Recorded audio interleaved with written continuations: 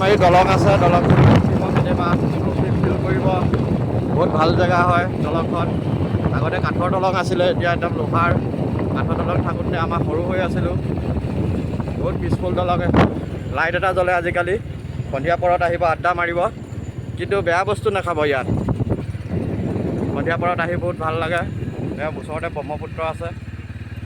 Bye bye guys, by.